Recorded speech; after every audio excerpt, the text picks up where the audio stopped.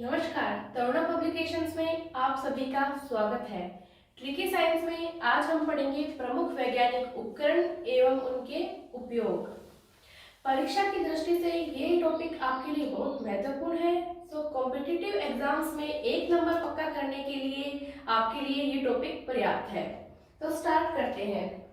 पहला हमारा प्रमुख वैज्ञानिक यंत्र है सिस्मोग्राफ। सिस्मोग्राफ का उपयोग भूकंप की तीव्रता को मापने में किया जाता है।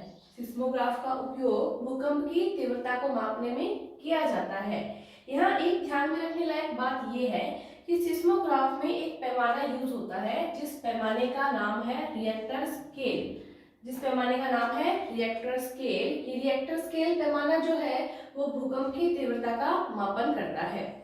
तो यहाँ 2 क्वेश्चन बन सकते हैं। एक क्वेश्चन इस प्रकार बन सकता है कि वह कौन सा उपकरण है जो भूकंप की तीव्रता का मापन करता है। तो जब हमसे उपकरण पूछा जाए तो हम बताएंगे वहां पे सिस्मोग्राफ। अगर क्वेश्चन ऐसे आता है कि कौन सा पैमाना भूकंप की तीव्रता का मापन करता है या भूकंप की तीव्रता का मापन किस पैमाने में किया जाता है, जब पैमाना पूछा जाए तब हम बताएंगे रिएक्टर स्केल। तो ये बात ध्यान में रखने लायक है, हम इसको नोट कर लेंगे। तो इसके लिए हमारे पास ट्रिक है कि हम इनको कैसे याद करें। तो भूकंप आने पर लोग तीव्र रिएक्ट करते हैं। भूकंप आने पर लोग क्या करते हैं? तीव्र रिएक्ट करते हैं। कैसे? जैसे जब भी भूकंप आया तो हम सब लोग घरों से भागने लग जाते हैं। बहुत तेज गति से, तीव्र गति से हमारे रिएक्शंस आते हैं। और देखिए हम क्या बचाते हैं? शीश और मुंह बचाते हैं। सबसे पहले हम क्या करते हैं? सर पे हाथ रख के भागते हैं कि कहीं हमारे सर पे कुछ ऊपर से छत आके गिर ना जाए और हमारे मुंह के लग ना जाए, हमारे सिर के लग ना जाए। तो हम शीश और मुंह को सबसे पहले बचाते हैं। तो कैसे हम इस ट्रिक को याद रखेंगे कि भूकंप आने पर लोग तीव्र रिएक्ट करते हैं। भूकंप आने पर लोगों ने कैसा रिएक्ट किया था? तीव्र रिएक्ट किया था। और क्या बचाया था? सबसे पहले अपना शीश और मुंह बचाया था। तो कैसे याद रखेंगे? देखिए, भूकंप और तीव्र से हमने याद रखा है भूकंप की तीव्रता। नेक्स्ट ये है रिएक्ट। रिएक्ट से हमने याद रखा है रिएक्टर स्केल को। रिएक्ट से हमने याद रखा है रिएक्टर स्केल को। अब ये यहाँ पे है शीश और मुंह, इन दोनों शब्दों को मिलाओ, शीश और मुंह, इससे हमने बनाया सिस्मो। देखो सेम साउंड करता है ये ऑलमोस्ट।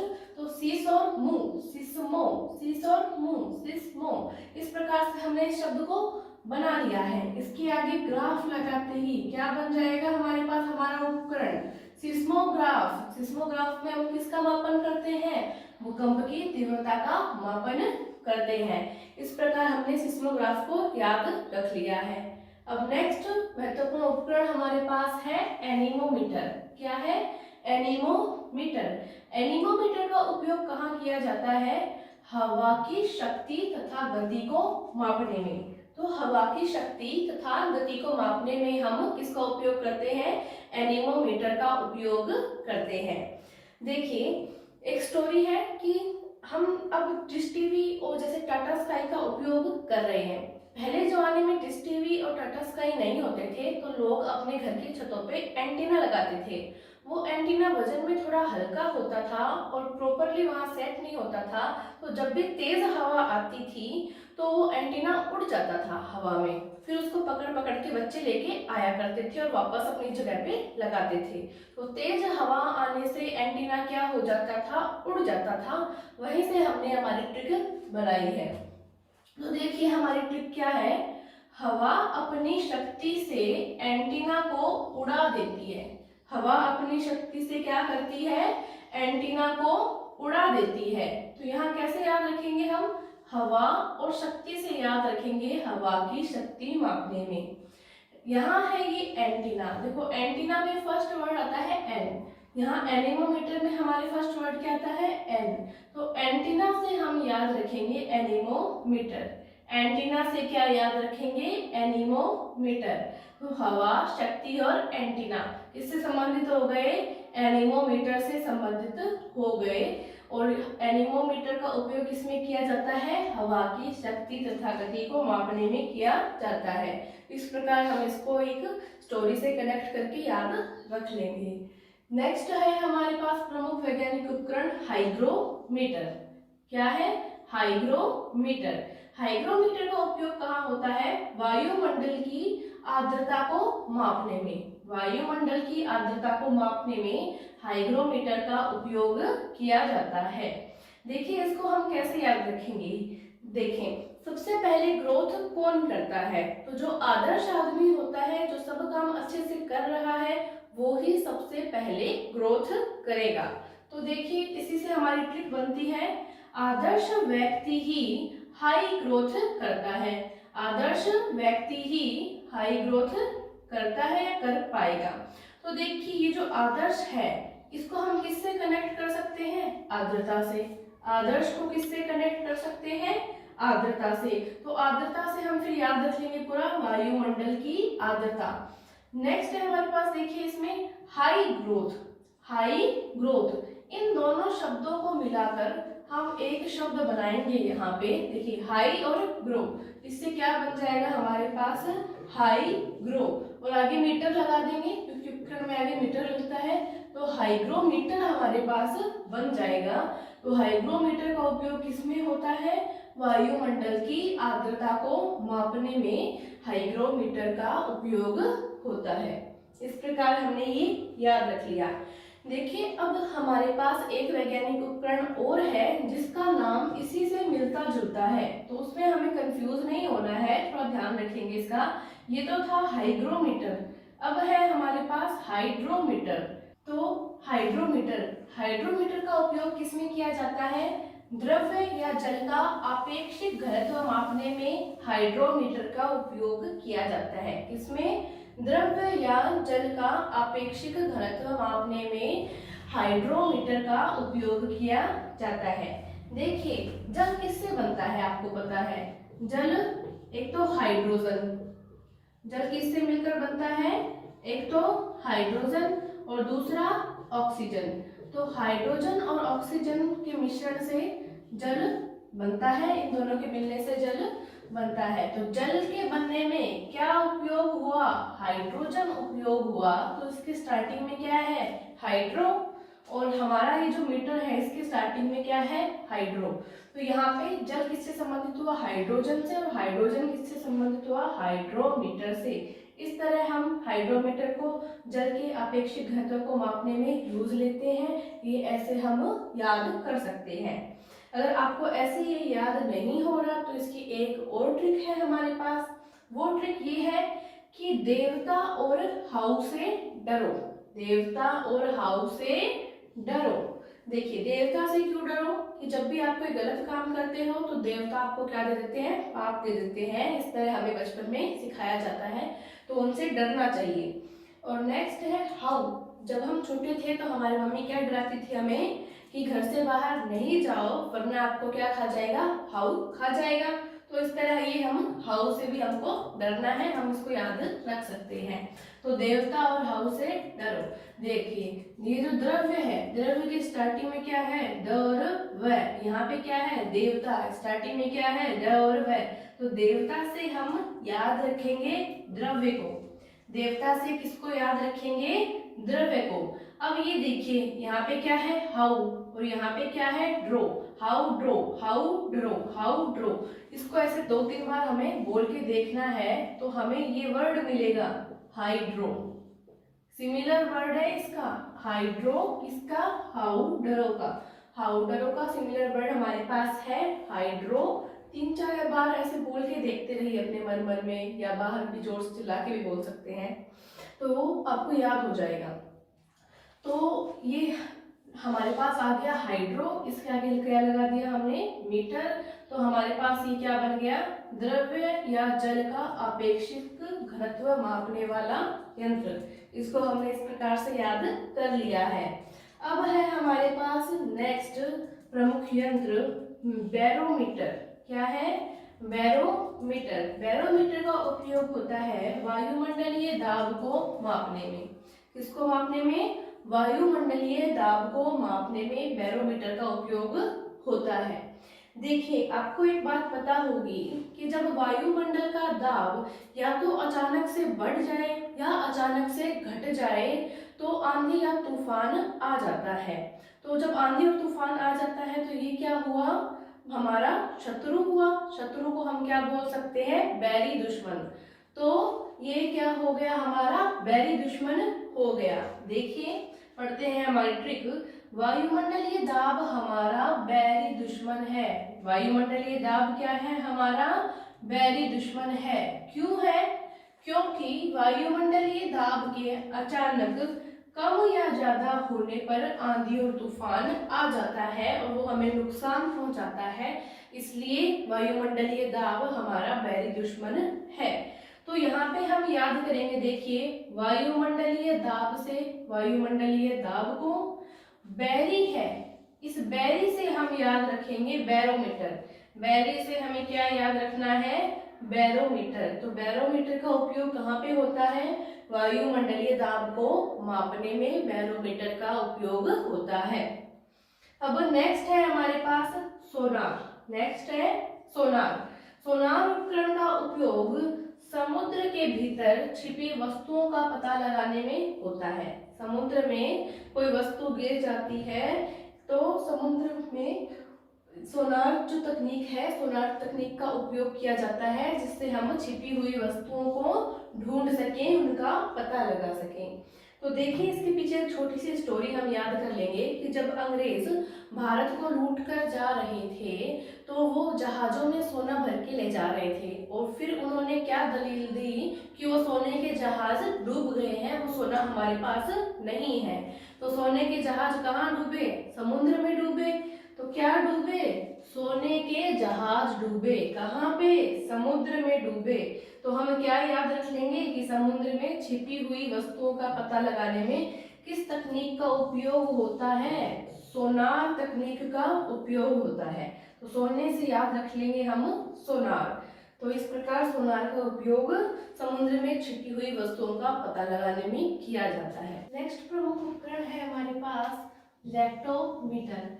लैक्टोमीटर का उपयोग कहाँ किया जाता है, दूध की शुद्धता को मापने में लैक्टोमीटर का उपयोग किया जाता है। देखो इसको हम याद रख सकते हैं एक स्टोरी से। हमारे गांव में एक ताई थी। हमारे गांव में कौन थी, एक ताई थी। ताई का नाम था भारमली। ताई का नाम क्या था, भारमली। तो हम ताई के पास गए, हमने ताई से पूछा कि ताई दूध क्या भाव दोगी। तो ताई ने बोला कि मैं दूध दूंगी 60 रुपए किलो। कितने रुपए किलो, 60 रुपए किलो। हमने बोला ताई ये दूध तो बहुत महंगा है, इतना महंगा क्यों है तुम्हारा दूध। तो ताई बोली मेरो दूध लाख टको शुद्ध है, मेरो दूध लाख टको शुद्ध है। तो यहीं से हम बनाते हैं हमारा नेक्स्ट प्रमुख यंत्र। तो ताई ने क्या बोला, लाख टको, लाख टको लैक्टो। लाख टको से क्या याद रखेंगे, लैक्टो। 2-3 बार बोलिए, लाख टको लैक्टो, ये आपको याद हो जाएगा। तो देखिए इसकी ट्रिक है हमारे पास। ताई ने क्या बोला, हमारी गाय का दूध लाख टके शुद्ध है। तो देखिए दूध और शुद्ध से हम याद रख लेंगे दूध की शुद्धता को, और लाख टको से हम याद रखेंगे लैक्टो को। तो लैक्टोमीटर का उपयोग होता है दूध की शुद्धता को मापने में। तो ताई भारमली को याद रखना है क्योंकि उनकी गाय का दूध क्या है, लाख टको शुद्ध है। नेक्स्ट है हमारे पास टेकोमीटर। टेकोमीटर किस में उपयोग आता है, वायुयान की गति को मापने में। टेकोमीटर किस में उपयोग आता है, वायुयान की गति को मापने में। देखिए जब भी हम कहीं विदेश यात्रा करने जा रहे होते हैं तो हम हमारे परिजनों को क्या बताते हैं कि हाँ अब हमारा प्लेन टेक ऑफ कर चुका है। तो टेक ऑफ कौन करता है, प्लेन करता है, यानी वायुयान करता है। तो इसके हमारे पास ट्रिक है कि देखिए हमारा प्लेन या वायुयान टेक ऑफ कर चुका है। तो टेक ऑफ, इससे हम इतना क्या बनाएंगे, इतना टेकोमीटर। क्या बनाएंगे, टेकोमीटर। टेक ऑफ से क्या याद रखेंगे, टेको। टेक ऑफ से क्या याद रखेंगे, टेको। तो टेकोमीटर किसमें उपयोग आता है, वायुयान की गति को मापने में उपयोग आता है। इसको ऐसे याद रख लेंगे कि टेक ऑफ कौन करता है, तो प्लेन करता है यानी वायुयान करता है। तो वायुयान की गति को मापने में उपयोग किसका किया हमने, टेकोमीटर का उपयोग किया। इसी प्रकार नेक्स्ट प्रमुख वैज्ञानिक यंत्र है हमारे पास पाइरोमीटर। क्या है? पाइरोमीटर। पाइरोमीटर का उपयोग होता है उच्च ताप के मापन में। जहाँ पे तापमान बहुत ज्यादा उच्च हो उसमें हम यूज करते हैं पाइरोमीटर का। देखिए, सबसे ज्यादा उच्च तापमान किससे मिलता है हमें? सूर्य से। किससे मिलता है? सूर्य से। क्या मिलता है? उच्च ताप मिलता है। किससे? सूर्य से। अब देखिए, मैथ्स में हमारे पास एक होता है पाई। कौन होता है? पाई होता है। तो मैथ में ये जो पाई हमारे पास ये है, ये सूर्य के संपर्क में आता है। सूर्य के संपर्क में आता है तो सूर्य इसको क्या देता है? बहुत अधिक उच्च ताप देता है। और बहुत अधिक उच्च ताप के कारण पाई को बहुत गर्मी लगती है और ये जल उठता है। तो जब ये जल उठता है तो ये रोता है। क्या करता है? रोता है। कौन रोया? पाई रोया। कौन रोया? पाई रोया। तो यहीं से अपनी ट्रिक बनती है कि पाई रो रहा है। कौन रो रहा है यहाँ पे? पाई। क्या ट्रिक बनी? पाई रो रहा है। क्यों रो रहा है? कि इसका शरीर जल गया। किससे जल गया? उच्च ताप से। किससे जला? उच्च ताप से। तो इसको हम ऐसे याद कर लेंगे, पाई रो रहा है। क्यों? क्योंकि उसको उच्च ताप लगा है, बहुत गर्मी लगी है, उसका शरीर जल गया है। तो देखो, ये बनाओ आप पाई रो। पाई रो क्या बन गया आपका? पाइरोमीटर बन गया। और ये याद रखेंगे किससे रोया? ये उच्च ताप से रोया। तो उच्च ताप के मापन में किसका उपयोग किया? पाइरोमीटर का उपयोग किया। ऐसे छोटी छोटी ट्रिक्स से या छोटी छोटी स्टोरी से रिलेट करके हम इन सभी यंत्र को याद रख सकते हैं, वरना तो इतने अधिक यंत्र हो जाते हैं कि इनको रटना मुश्किल रहता है। तो छोटी छोटी स्टोरी से कनेक्ट करके इनको आप याद कर लीजिए। ठीक है। तो अब नेक्स्ट है हमारे पास फेदोमीटर। फेदोमीटर का उपयोग कहाँ किया जाता है? समुद्र की गहराई के मापन में। समुद्र की गहराई के मापन में किसका उपयोग किया जाता है? फेदोमीटर का उपयोग किया जाता है।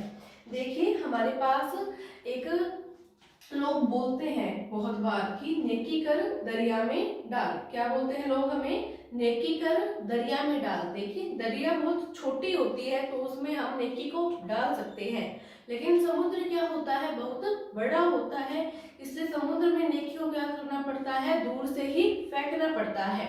इससे हम बनाएंगे हमारी ट्रिक। क्या किया हमने? नेकी को समुद्र में फेंका। देखिए ट्रिक हमारी, नेकी कर समुद्र में फेंक। नेकी कर समुद्र में फेंक। तो यहाँ पर हम समुद्र से याद रखेंगे समुद्र की गहराई को, फेंक से हम याद रखेंगे फेदोमीटर को। फेंक से किसको याद रखेंगे हम? फेदोमीटर को। 2-3 बार बोलेंगे याद हो जाएगा। फेंक से याद रखेंगे फेदोमीटर को। तो समुद्र की गहराई हो गया, फेदोमीटर हो गया। तो फेदोमीटर का उपयोग किसमें होता है? समुद्र की गहराई के मापन में फेदोमीटर का उपयोग होता है। नेक्स्ट है हमारे पास रेन गेज। नेक्स्ट है हमारे पास रेन गेज। रेन गेज का उपयोग वर्षा के मापन में होता है। किसमें? वर्षा के मापन में होता है। इसको याद रखने के लिए कोई ट्रिक की आवश्यकता ही नहीं है, क्योंकि इसके नाम में ही क्या आ रहा है? रेन आ रहा है। नाम में क्या आ रहा है? रेन। रेन का हिंदी अर्थ क्या होता है? वर्षा। तो वर्षा के मापन में किसका उपयोग किया जाता है? रेन गेज का उपयोग किया जाता है। अब नेक्स्ट उपकरण है हमारे पास स्टेथोस्कोप। नेक्स्ट उपकरण क्या है हमारे पास?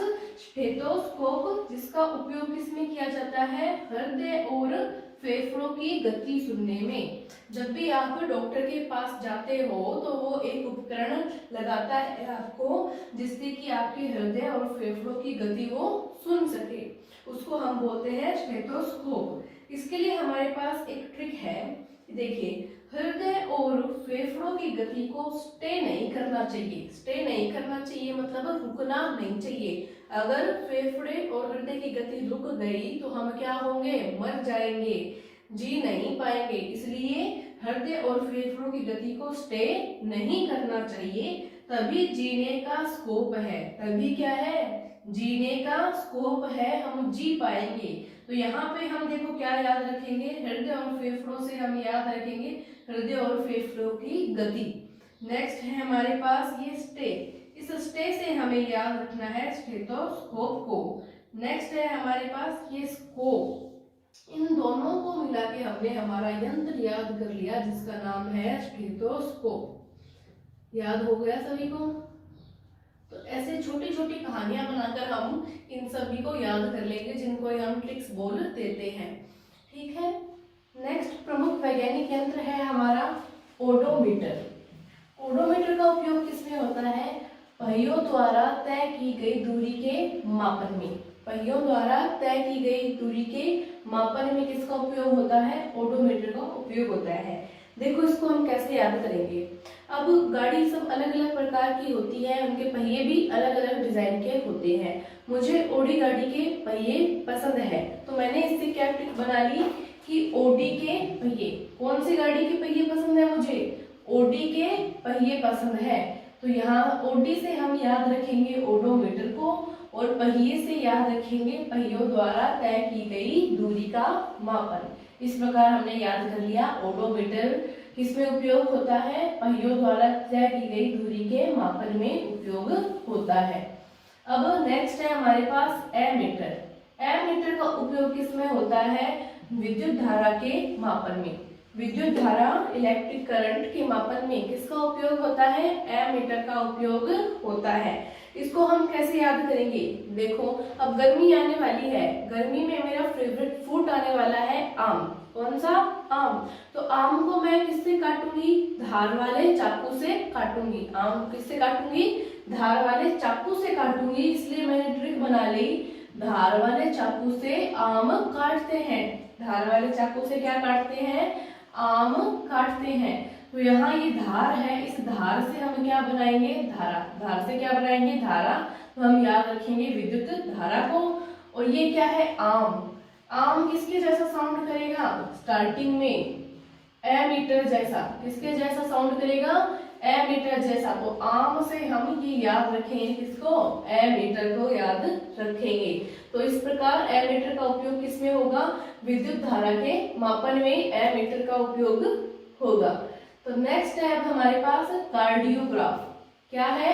कार्डियोग्राफ। इसका उपयोग होता है हृदय गति की जांच में। किसमें? हृदय गति की जांच में उपयोग होता है कार्डियोग्राफ का।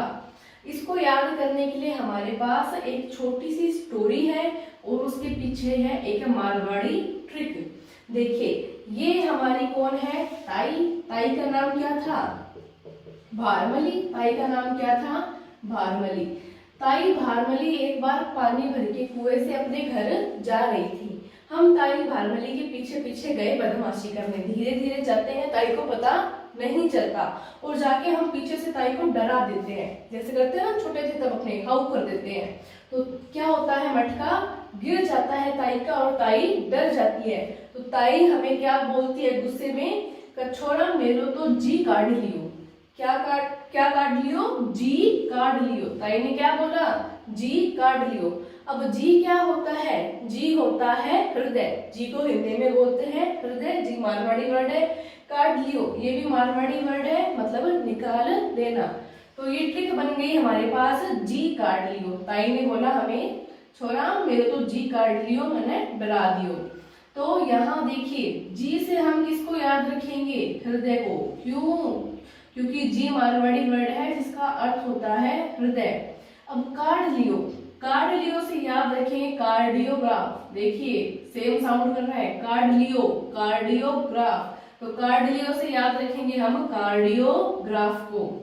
अब नेक्स्ट है हमारे पास ऐसे ही कैरेट मीटर। नेक्स्ट है हमारे पास कैरेट मीटर। इसका उपयोग किसमें किया जाता है? सोने की शुद्धता के मापन में। सोने की शुद्धता के मापन में कैरेट मीटर का उपयोग किया जाता है। देखिए कई बार हमारे एग्जाम्स में क्वेश्चन पहले भी आया हुआ है कि शुद्ध सोना कितने कैरेट का होता है? तो हम क्या जवाब देते हैं? 24 कैरेट का। शुद्ध सोने का मान क्या होता है? तो हम बोलते हैं 24 कैरेट होता है शुद्ध सोने का माप। तो देखिए यहाँ पे हमने क्या बताया? कैरेट की यूनिट हमने क्या बताई? इसके मापन की कैरेट बताई। तो यहाँ हम याद रख लेंगे कैरेट से कैरेट मीटर को किसमें उपयोग होता है? सोने की शुद्धता के मापन में। अब नेक्स्ट है हमारे पास प्रमुख वैज्ञानिक उपकरण रडार। क्या नाम है? रडार। रडार का उपयोग किया जाता है रेडियो तरंगों द्वारा वस्तु की स्थिति ज्ञात करने में। वस्तु की स्थिति इसमें ज्ञात की जाती है, वो भी किस माध्यम से? रेडियो तरंगों के माध्यम से। उपकरण का नाम है रडार। इसके लिए कोई ट्रिक की आवश्यकता नहीं है, बिकॉज दोनों में सेम साउंड के नाम है। देखिए रडार, रेडियो, रडार, रेडियो, 2-3 बार ध्यान में रखेंगे बोल बोल के तो याद हो जाएगा हमें। तो रडार उपकरण का उपयोग किया जाता है रेडियो तरंगों द्वारा वस्तु की स्थिति को ज्ञात करने में। अब नेक्स्ट हमारे पास है स्फिग्नोमैनोमीटर। क्या है नेक्स्ट हमारे पास? स्फिग्नोमैनोमीटर। इसका उपयोग किसमें किया जाता है? ब्लड प्रेशर या बीपी के मापन में। ब्लड प्रेशर अर्थात बीपी के मापन में। देखिए अब ताई भारमली वहां पे डर गई थी। ताई भारमली वहां पे क्या हो गई थी? हमने डराया था तो डर गई थी। फिर वो डॉक्टर के पास जाती है तो डॉक्टर उनसे पूछता है कि ताई तुम्हारे बीपी कैसे हो गया है? बीपी तुम्हारा बढ़ा हुआ है। तो ताई डॉक्टर को क्या जवाब देती है? मेरो तो सिर्फ मन उठ गयो, मन उठता ही मेरे बीपी हो गयो। ताई ने क्या बोला? मेरा तो सिर्फ मन उठ गया। तो यहाँ से हम ट्रिक बनाते हैं, सिर्फ मन उठते ही बीपी हो जाता है। ताई को बीपी क्यों हुआ? सिर्फ मन उठते ही ताई को क्या हो गया? बीपी हो गया। इसको हम कैसे रिलेट करेंगे? देखिए ये वर्ड्स और यहाँ मन, सिर्फ मन, यहाँ से ये देखो सिर्फ और आगे मैनोमीटर है, तो ये वर्ड इससे रिलेट करते हैं, सेम है, तो हम क्या बनाएंगे इनसे? स्फिग्नोमैनोमीटर। ये किस कारण यूज हुआ? बीपी के कारण या बीपी के लिए हमने इसको यूज किया। किसको? स्फिग्नोमैनोमीटर को। इसका उपयोग किया हमने ब्लड प्रेशर के मापन में। नेक्स्ट है हमारे पास लक्समीटर। क्या है नेक्स्ट हमारे पास? लक्समीटर, जिसका उपयोग किया जाता है प्रकाश की तीव्रता के मापन में। प्रकाश की तीव्रता के मापन में लक्समीटर का उपयोग किया जाता है। इसको हम कैसे याद रखेंगे? इसके लिए भी हमारे पास एक छोटी सी ट्रिक है कि लक्स साबुन से नहाओगे तो तीव्र प्रकाश में भी काले नहीं होगे। लक्स साबुन से नहाओगे तो तीव्र प्रकाश में भी काले नहीं होगे। तो ये कहाँ से हम कनेक्ट करेंगे इसको? देखिए लक्स से याद रखेंगे लक्स मीटर को, और तीव्र प्रकाश से हम याद रखेंगे प्रकाश की तीव्रता को। तो लक्स मीटर का उपयोग किसमें किया जाता है? प्रकाश की तीव्रता के मापन में लक्स मीटर का उपयोग किया जाता है। अभी कई बच्चे इस बात को सीरियस ले लेंगे कि तीव्र प्रकाश में भी काले नहीं होंगे, लक्स साबुन से नहा लेते हैं। सीरियस नहीं लेना है इसको, साबुन वाले ऐसे ऐड करते हैं, ठीक है। तो इस प्रकार आज हमने प्रमुख वैज्ञानिक उपकरण और उनके उपयोग ट्रिक्स के माध्यम से और छोटी छोटी स्टोरीज के माध्यम से पढ़ लिए हैं। इस तरह कनेक्ट करके हम इन सभी को याद रख सकते हैं। तो अगर अब आपको हमारा वीडियो पसंद आया है तो प्लीज हमारे वीडियो को आप लाइक कीजिए और हमारे YouTube चैनल को शेयर कीजिए अपने दोस्तों के साथ और हमारा चैनल सब्सक्राइब कीजिए। धन्यवाद।